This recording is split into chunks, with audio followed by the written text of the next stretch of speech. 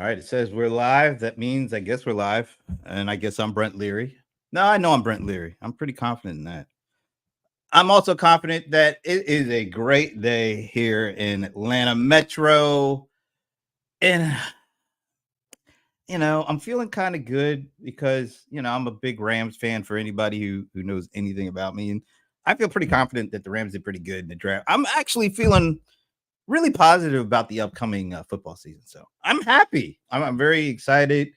Also very excited about who I'm going to be talking to and about what we're going to be talking about in the next couple of minutes or so. So before I bring out my guests, I'm part of PPN Players Production Networks. We got stuff, we got shows, we got things that are going on after this one actually. So right after this show, this is cool. I'm doing the CRM players, of course, with the venerable Paul Greenberg. And venerable is probably a good word for this show because at 3:00 during our regular show, how many of you out there ever use Goldmine or even Act? I see my guest is raising his hand in the green room. Hard to believe those two contact management systems were both started, I believe, in 1989. And 2024 minus 1989 is 35. So we're talking 35 years since the beginning, pretty much so, of the CRM industry. Because you could kind of, contact management grew into CRM and on-prem CRM, and then on-prem CRM turned into, the cloud stuff and all the different kind of mutations. We got industry specific stuff. We got, stuff that's focused just on sales and service and marketing. And of course, the suites and the platforms and the ecosystem. Now we got AI. 35 years ago, that pretty much started with Act and Goldmine. And one of the people that were there at the beginning will be our guest at 3:00 today, John Ferrara. I like to call him the Right Reverend John Ferrara because if you've ever talked to John, you feel like you've just walked away from a Sunday morning sermon if you've ever talked to him. And we want to bring him on and just let him kind of go unleashed because we want to hear, his thoughts on what it was like at the beginning, but also really to hear his thoughts on where we are today. And did he expect what they were doing back then, 35 years ago, to lead to what we're doing today and what we may be doing in the future? So if you can join us 3 p.m. later today, John Ferrara. It's like he's like the Godfather of contact management. My buddy Paul Greenberg, we call him the Godfather of CRM. I'm surrounded by Godfathers today. It's pretty interesting. So join us if you can for that. Also next week, me and the venerable Paul Greenberg, we're hitting the road. We're going to be at the early part of the week. We're going to be in Vegas. Yeah, I know. Vegas. Vegas for a good reason. We're going to be at ServiceNow's conference, Knowledge 24. We're going to record a bunch of episodes. We got some really great guests lined up. They even given us the use of a studio. So we're really looking forward to that. And then at the end of the next week, we are going from Vegas to Miami for Creatio's No Code Day event. So we will be there on the 9th and 10th, and that should be fun. And we're looking forward to it. I just want to go to Miami, to be honest. But Creatio is a great group of people too, and looking forward to seeing what they have going on. All right, I think that's it. Do I have anything else? Oh yeah, quick watch party next week too. We're doing a watch party for the ServiceNow keynote, and we are combining with the Crunch's Rebecca Wetterman and the CRM Players. So it's a Players Crunch watch party for the main keynote at Knowledge 24. I think that's all I got. Okay, now for today. So I was just, perusing LinkedIn last week. Yeah, just checking out some stuff. I always like to see what's going on, who's talking about what, what kind of conversations get started, spun up. So as I was doing that, this one post just kind of stuck to me. And it was based on the opening line quote from this post. And this is what it was. I am now personally more convinced than ever that application developers writing code to build enterprise application software is fast coming to its end. And that the exclamation point was part of that. It's a pretty emphatic statement. It just made me think. It's like, wow, we're going to do a show about 35 years since CRM, and now we're talking about application developers basically going extinct. So that caught my attention, but it wasn't just that statement that caught my attention. It was who said it. This is who said it. I told you about the Godfather stuff. So this is the Godfather of RPA. This is Francis Carden. I met him when he was a VP of automation at Pega, but before that, Pega had bought his company OpenSpan. So this guy has literally been doing automation since, like, I don't know, probably since around Contact Act and Goldmine started. I don't know.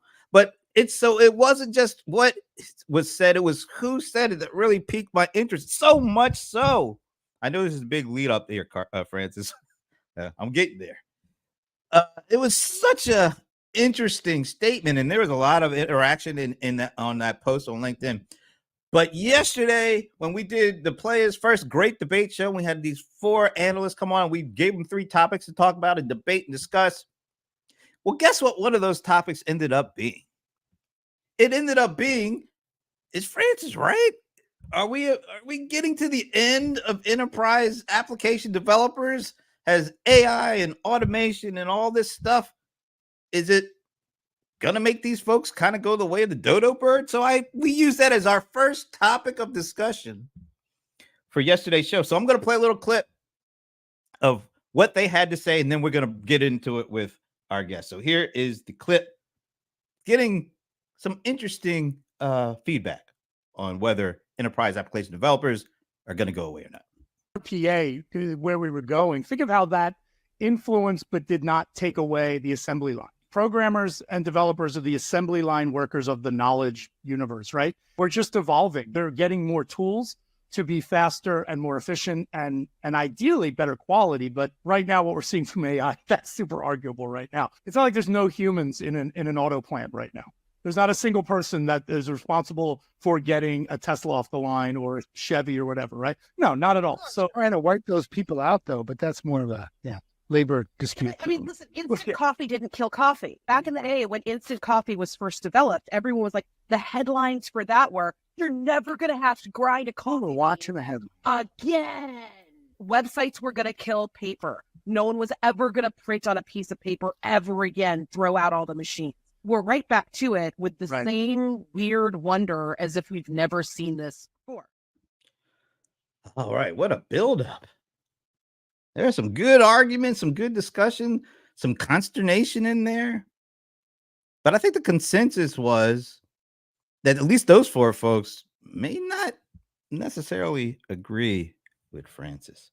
So it is my duty and my honor and my privilege, actually, to bring Francis on to discuss this topic a little further. As I mentioned, I met him at Pega. He was the CEO and founder of OpenSpan. He is now the CEO and founder of Automation Den, and he's still the Godfather of RPA.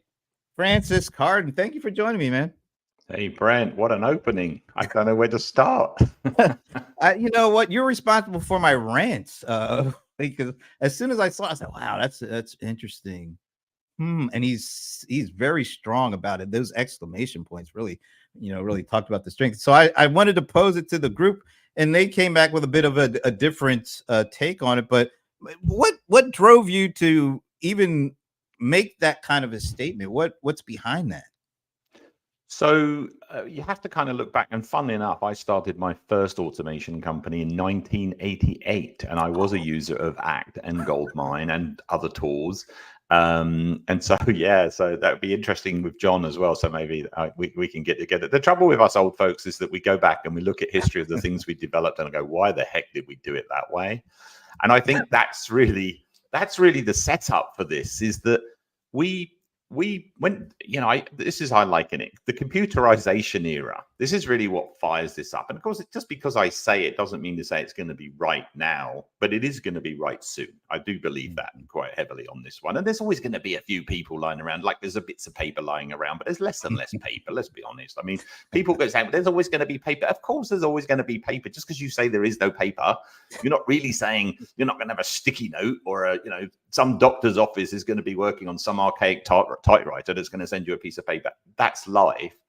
But we're talking holistically and generally and big bang, right? The need for, if you want paper, but in this case, code, is going to die out fundamentally, because if we go back to why we have code in the first place and what we did with it, it's a recognition that we did a really good job in a really poor era, if you like, in the poor era of computing terms compared to what we have today.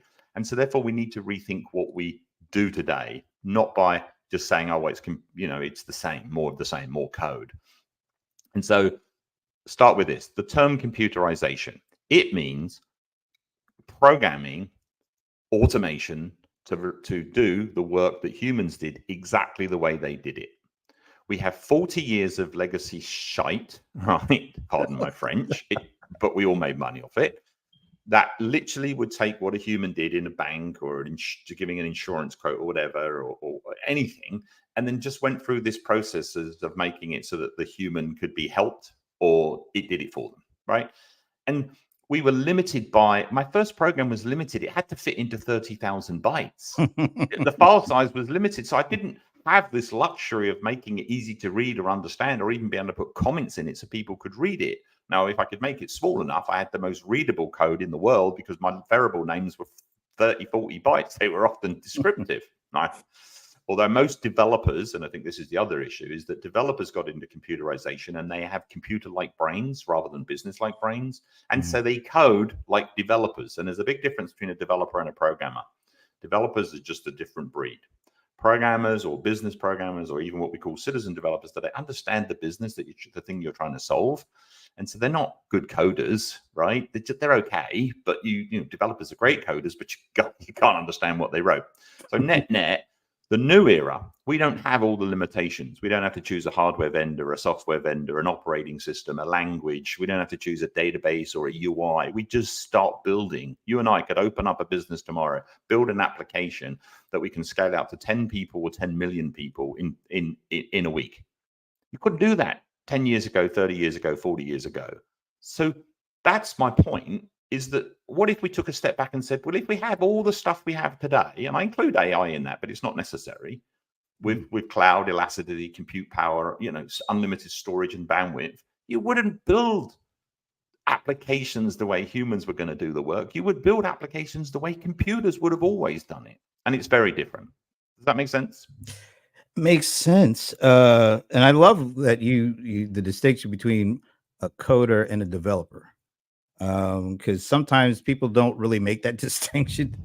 And a programmer versus a developer, night and day, not only in their charisma, right? I mean, they're difficult to manage. I mean, developers are difficult to manage, but they're very smart people. But you wouldn't necessarily want to have a conversation for an hour at a dinner party. Right? Yeah, exactly. Do you think that developers are getting pushed out, or just evolution is taking them out? Because let's face it, a lot, like you said, a lot of people in the enterprise that, like on the marketing, on the sales side, they don't like developers. They don't like dealing with developers. They don't like having to be kind of held up by developers. Like, you got to pay a ransom if you want to get this software by developer. So is it more a case of the evolution, the natural evolution of, well, all these technologies now baked into the platform, and the things that we used to have to do on our own to get stuff done, we don't even have to do that anymore? Or is it more, we just want to get rid of these folks and we'll use any excuse or reason to do it? No, it's none of those things, right? So okay. Yeah, so the reality is that you've got enterprise applications, which is the stuff that keeps the lights on when you phone to, query a bill, or to pay off your insurance, life insurance, or, to get money back from your pension plans, or to onboard a new customer. They're enterprise applications, and there's tens of thousands of them, right? They just are. Then you've got productivity applications, and then you've got the systems that support everything above. Most of this stuff requires developers to build and do that. But the enterprise applications themselves do not need developers to build it. You can put stuff together using things, you mentioned it, low code, no code, whatever it might be called in the future, right? I call it just don't use code because I don't know what name it's like. Because if you think about it, if you built something without code in some model, and it used to be called model application development, and now I'm going to really show my age because way back even before 88, it was called 4GLs. Oh, yeah, I remember that. There you go. Okay. The fourth generation languages were the first incarnation of low code, no code. And that term only came about just before RPA in 2012. I think it was, the Forrester guys that came up with that term. Well, no, it was. But 4GLs that kind of died off because the technology wasn't there to support the dream that applications could be built in a model that could be, with like reuse on steroids. That's what 4GL did for you, but you had to, there was so much that had to go on to make that work, and it just didn't compute, not when you had limited computed power, limited memory, et cetera, and it was interpretive, and it just didn't go anywhere. So for the next 40 years, developers had it all. Business would come up with a specification, give it developers, they go off and build it. Business would go, that's not what I asked for. Developers go, tough luck. It's too late, right? I mean, that's generically what it is. And then you spend the next 20 to 30 years hacking away at it. Some people call it customization, but I call it hacking because the people who customized it didn't write it, didn't understand what was written, so probably copied it, duplicated it a couple of times, and then modified it some more. And then it just became this legacy spaghetti that nobody really understands, but it's like, well, we can't turn it off because we don't understand it, and there may be risk in turning it off.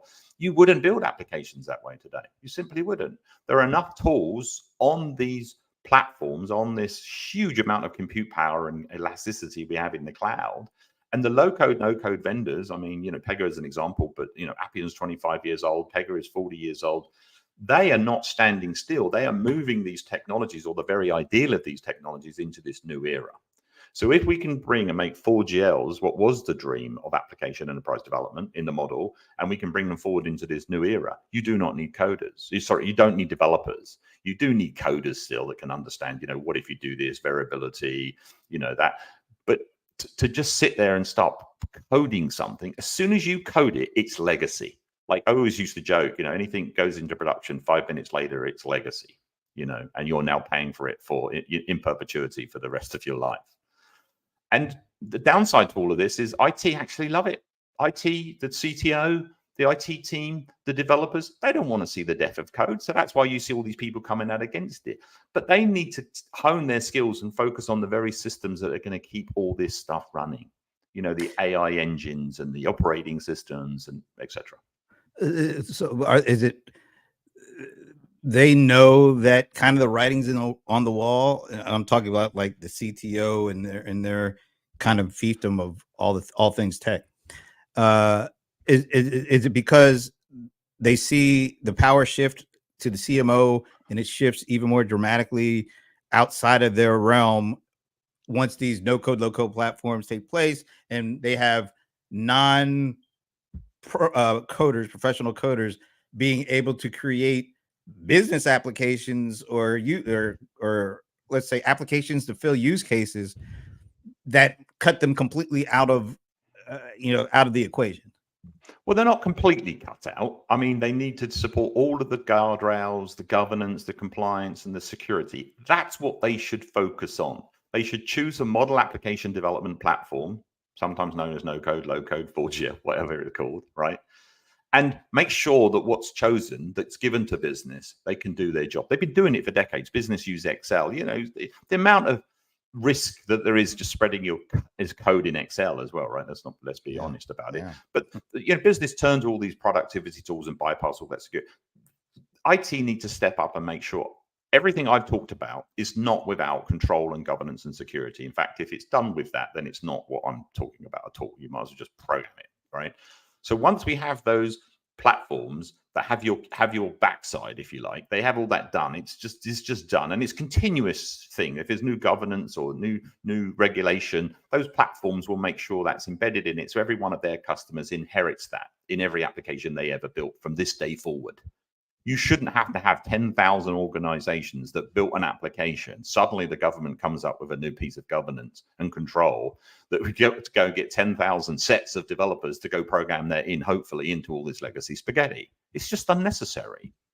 So if we look at how enterprise applications going forward should be built, because it feels like all this tech is making it easy, but there's still complexity in business. There's still complexity and specifically in certain industries, and that evolves over time, and that calls for new applications to get built at scale to handle the complexity, to handle the integrations, to handle whatever comes along with them.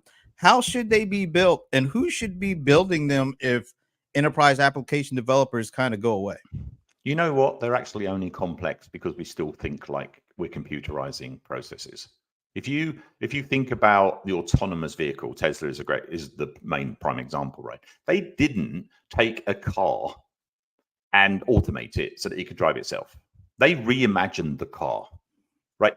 I don't know if you know this. The steering wheel is drive-by-wire, right?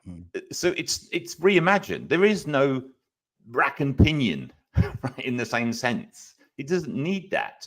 And if they even tried, it would be a disaster. I've got a car where it can actually control what lane you're in. Do you know how it does it?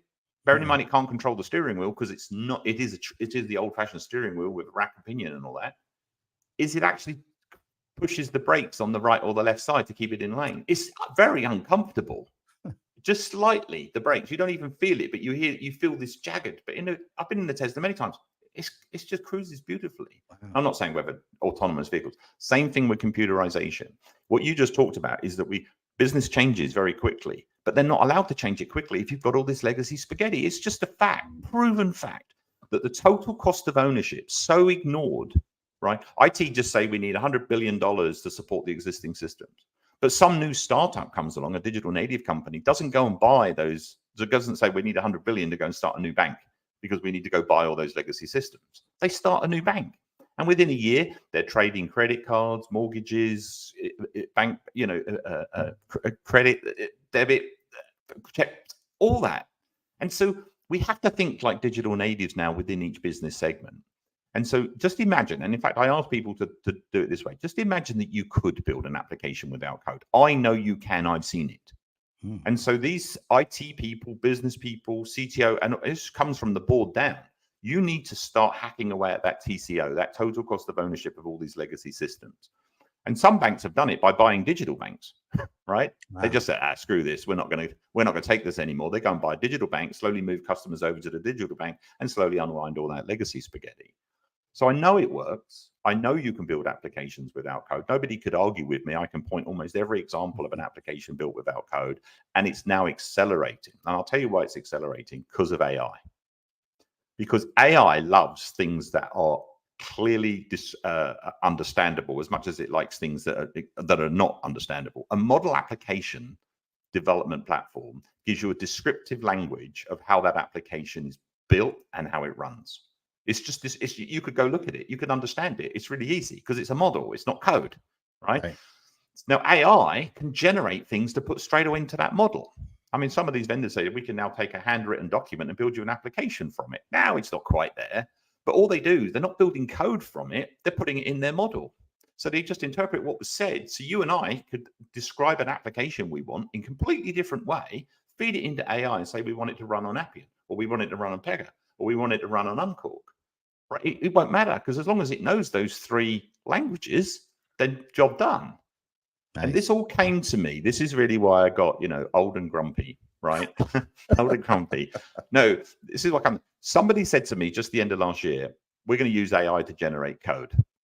This is what happened. And they were serious. I'm like, oh my Lord, really? Yes, I used it myself just to test it. I actually got AI to generate a programming language I was using back in the 1980s, and it built a program. It's great.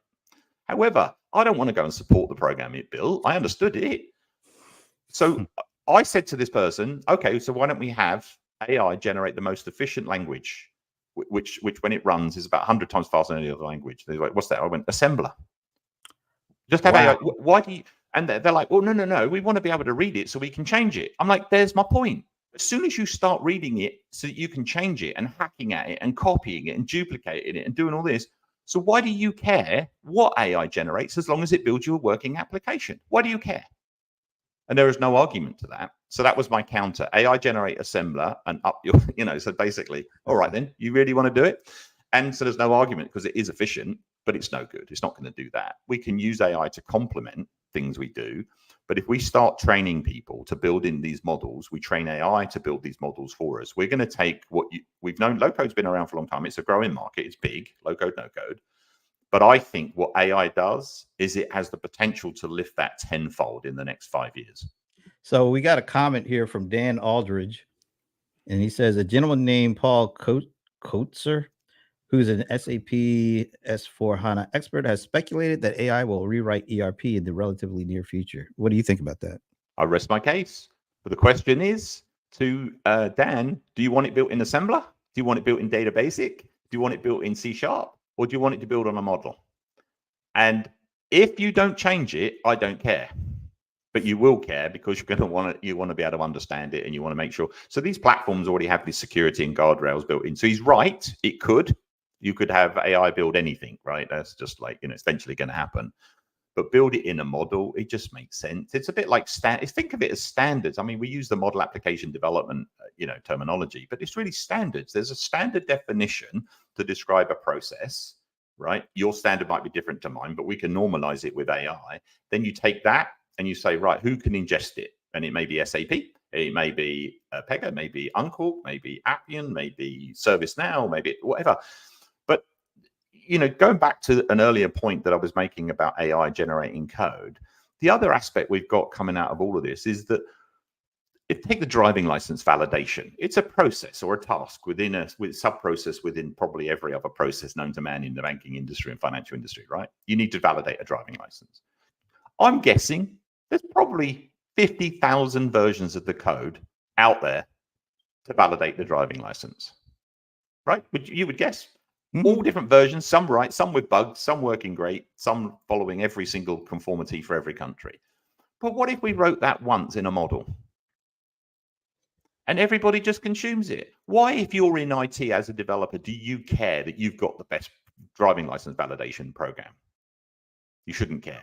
You should focus on the underpinning systems and the security that you need to provide the governance, so that if anybody describes what they need, the driving license one is clear. You know what it needs to do in every country. We may, and the advantage then is if we add some new capability, like, we can only take biometrics from your little pinky finger. That's a bad example, but then we could build that in and everybody inherits from it. So across the entire globe, everybody inherits from it. Now, it's got to be understood because it's got to be secure and it can't be, vulnerable, but that's just like everything else.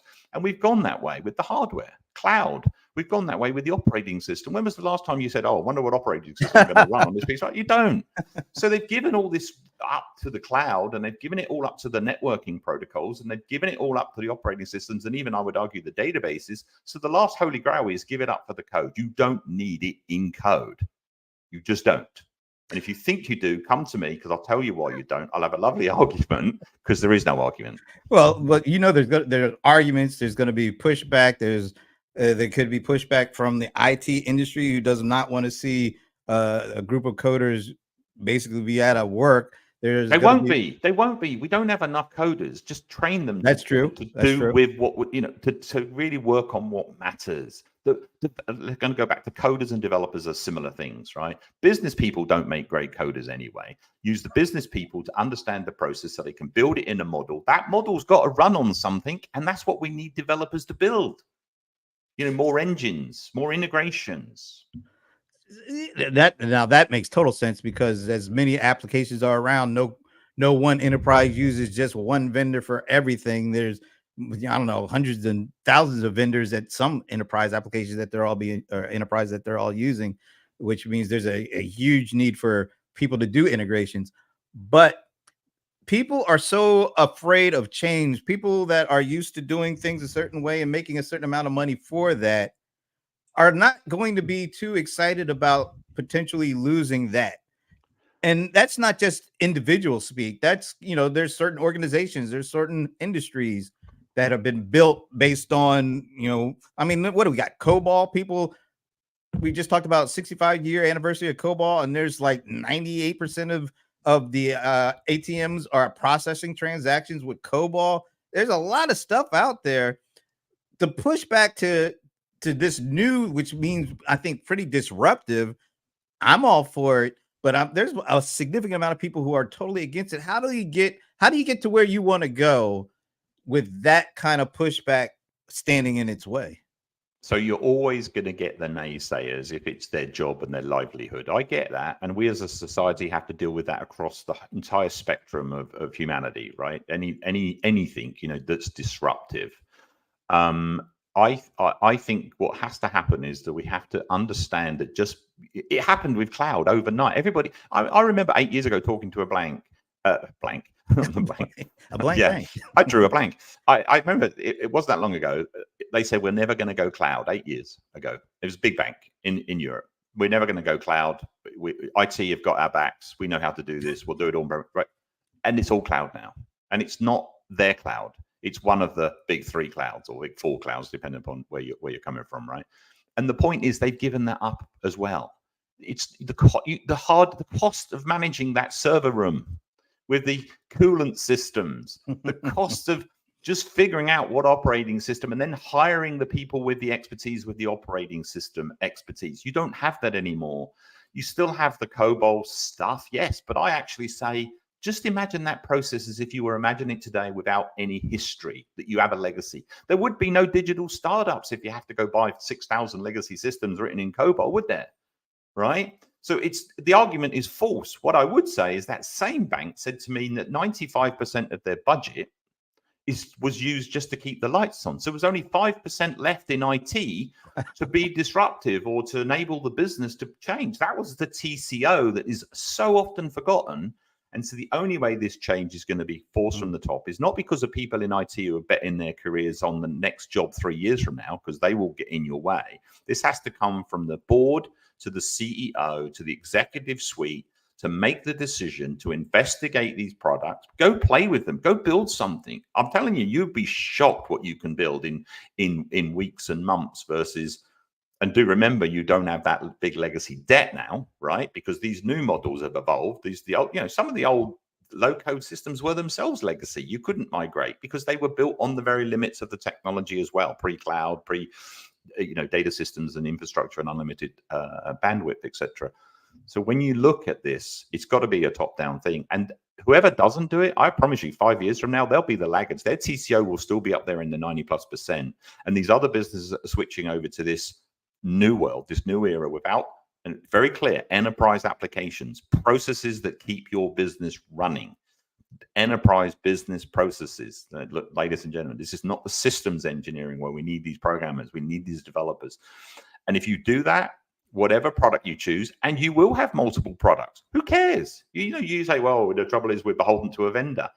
There are companies now that can take your lift and shift your system because you're no longer happy with Microsoft and you move it to Google Cloud, or you're no longer happy with Amazon, so you move it to Microsoft, or the price gets out of control. So as long as there's always 3, 4, 5, this monopolistic, idea that, if we were beholden to one low-code vendor, I'm saying make sure you build it in a model, and that model itself should be even higher so that you can shift from one model to the other.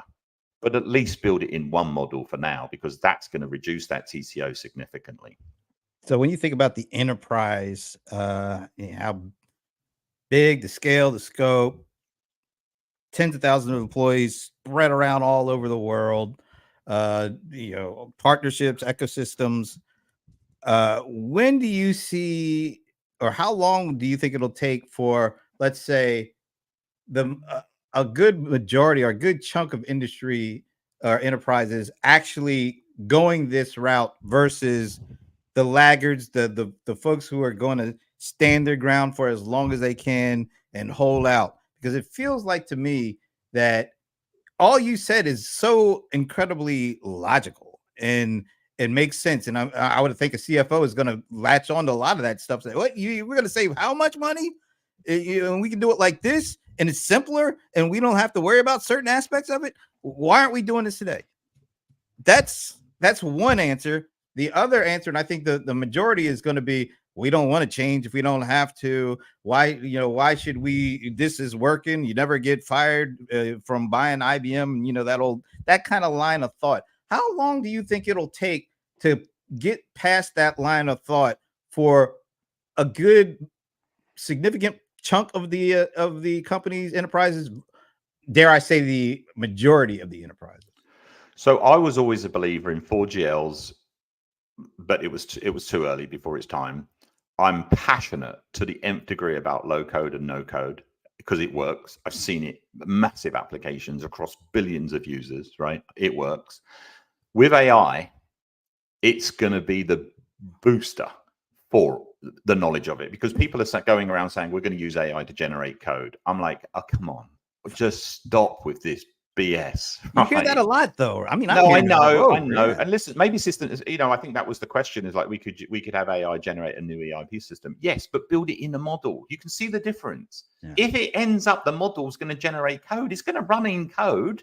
But as soon as you touch that code, as soon as you dip your little toe into, well, let's just change this little. Eventually, and I don't know if this is 10, 20 years, AI could understand the changes you've made, and maybe it doesn't matter even at all then. But then if it doesn't matter, why does it need to be code? That's the argument, because code is always going to be the strangulation and the cost of labor, because you're going to have people not only trained in it. I will tell you this. This is one piece, if I leave our audience with nothing else. Developers hate modifying someone else's code. They even hate modifying their own code a year after they built it, because they're just like, they're bored. And most applications built over the last 40 years went like this. We go and hire a team of developers, or they're in-house. They're all excited. They put these teams together. They bring them all the pizzas and sandwiches they need for the next 12 months. Then they get bored. Then some of them move off. Some of them are incentivized with monetary or more pizzas to stay, right?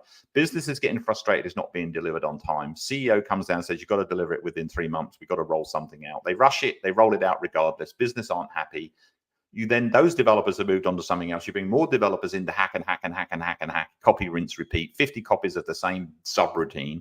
And then that ends up creating even more legacy mess. And no developer likes touching someone else's code. I have this from experience for the last 40 years. They're fantastic people. They're really smart. I can't do systems engineering. I can program. I can't do systems engineering. Would never want to, although I did write assembler program once. But my point is, it's no argument to this. And so the C-suite has to put their foot down and say, at least try, right? Let us build something. Let us build some of these periphery applications, maybe the priority one. And let's put back into the hands of the business, who before computerization could change their business processes in a week. They could train people. They could tell them that, they had flexibility. Let's put that back into the hands of business so they can build things quickly. They can evolve. You never throw anything away.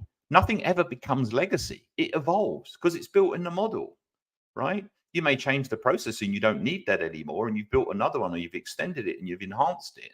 And a large portion of processes, I'm going to go out even more now, 80% of processes that run across the entire globe in most businesses, I think, should be the same. Why do you care if your driving license validation program that you've just spent $100,000 or $1 million building, and now $1 million over the next 10 years to support? Why do you need your own version of that? You don't. So we're going to see a generic library of reusable assets, I call them actions, where you build things that are not necessary to be different to your competitor. Your IT team is no longer going to be rewarded because their driving license validation or their onboarding program is better than someone else's.